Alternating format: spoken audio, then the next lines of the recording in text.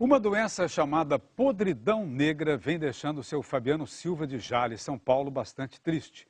Ele tem algumas orquídeas e várias delas estão morrendo por causa desse problema.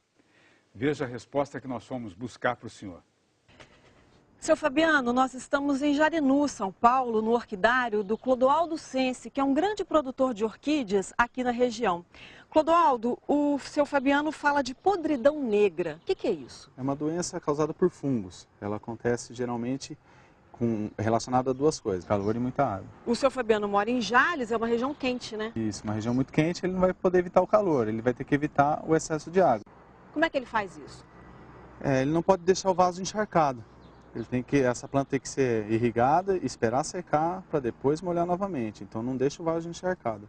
E aí o que acontece com a planta quando ela é atingida por essa doença? Ela começa a aparecer sintomas que é escurecimento de broto, porque a doença ataca pela raiz. Então ela começa, a partir de baixo da planta, ela começa a ficar escura. E esse é apodrecimento. O que ele pode fazer quando ele perceber que os brotos estão ficando pretos? Se ele pegar logo no início, o ideal é ele separar essa planta, não deixar junto com outras plantas no orquidário, porque através da água ela pode transmitir essa doença.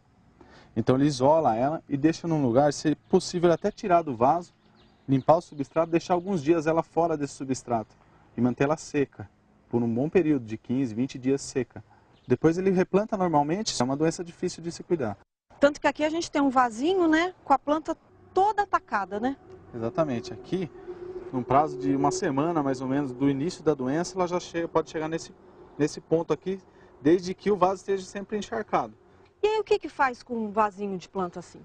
Essa é a melhor maneira que ele tem é jogar fora, é exterminar. Então ele tem que jogar no lixo ou então incinerar a planta para não propagar essa doença lá no orquidário dele.